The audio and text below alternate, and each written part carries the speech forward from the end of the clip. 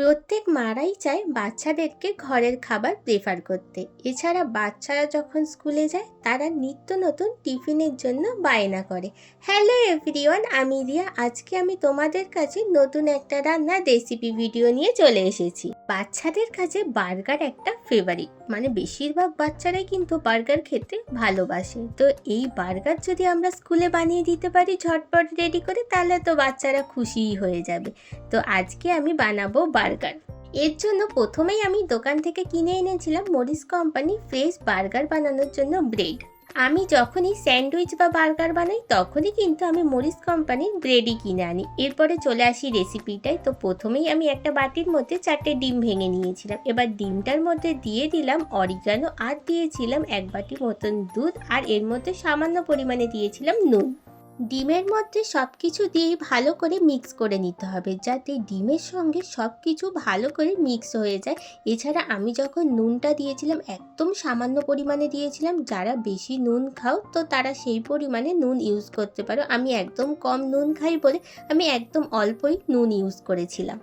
এরপরে আমি বার্গার বানানোর জন্য বড় দেখে ব্রেডের প্যাকেটটা কিনে এনেছিলাম। তো ওটা দিয়ে মোট 4টে বার্গার বানানো যাবে। তো একটা বার্গার বানানোর জন্য যে ব্রেড ছিল তো সেটাকে বের করে সেটাকে আমি ছুরি দিয়ে মাঝখান থেকে কেটে নিলাম। এরপরে বার্গার বানানোর জন্য যে দুটো ব্রেড কাটলাম তো সেই দুটো ব্রেডের মধ্যে আমি ভালো করে বাটার মাখিয়ে নিলাম। এরপরে আমি গ্যাসের মধ্যে বসিয়ে দিলাম ফ্রাইং প্যানটা, আর তার মধ্যে দিয়ে দিলাম অল্প একটু সাদা তেল। তারপরে যে ফাটিয়ে রেখে দিয়েছিলাম ডিমটাকে, তো সেটাকে আমি দিয়ে দিলাম। ডিমটা ফ্রাইং প্যানে দেওয়ার সাথে সাথেই যে ব্রেডটাকে আমি কেটে রেখে দিয়েছিলাম তো দু সাইডে ব্রেডটাকে বসিয়ে দিতে হবে, না হলে কিন্তু ডিমটা যখন ফ্রাই হয়ে যাবে তখন কিন্তু আর ব্রেডটা বসবে না। ওই জন্যেই আমি আগে থেকেই দিয়ে দিলাম। তারপরে উল্টো করে দিয়ে তার মধ্যে ওই দু সাইডে যে ডিমটা ছিল সেই দুটো সাইড আমি মুড়ে দিলাম। এরপরে স্যান্ডউইচ বানানোর জন্য একটা একটা করে আইটেমগুলো এবার দিতে হবে। প্রথমেই আমি দিয়েছিলাম স্লাইস চিজ।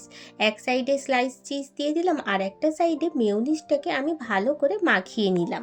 এরপরে যে সাইডটায় আমি মেয়োনিজ মাখিয়েছিলাম তো সেই সাইডটায় আমি রিং রিং করে কেটে রাখা দিয়ে দিলাম দুটো টমেটো, আর যে সাইডটায় আমি চিজ দিয়েছিলাম তো সেই সাইডটায় আমি দিয়ে দিলাম অনিয়ন। তারপরে আমি দিয়ে দিলাম পেরি পেরি চিলি পাউডার, ওপর থেকে ছড়িয়ে দিলাম।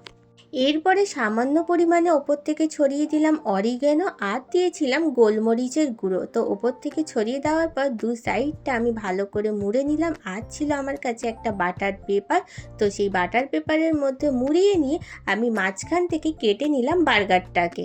আমি তোমাদেরকে একটা জিনিস প্রেফার করতে পারি, যেটা হলো আমি ওই যে পেরি পেরি চিলি পাউডার দিয়েছিলাম তো ওটা ছাড়াও তোমরা কিন্তু চিলি ফ্লেক্সটা ইউজ করতে পারো, কারণ চিলি ফ্লেক্সটা দিলে আমার মনে হয় বেটার হতো।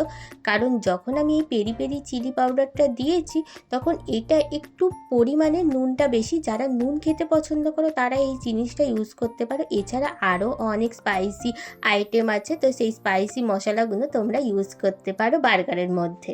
আমাদের কাছে তো বার্গার বানানোর জন্য ঘরে সব উপকরণই আছে, তাহলে শুধু একমাত্র কি কিনতে হবে, বার্গার বানানোর ব্রেড আর মশলাগুলো। তাহলে আর দেরি না করে বাচ্চাদের জন্য স্কুলের টিফিনে বানিয়ে ফেলো বার্গার।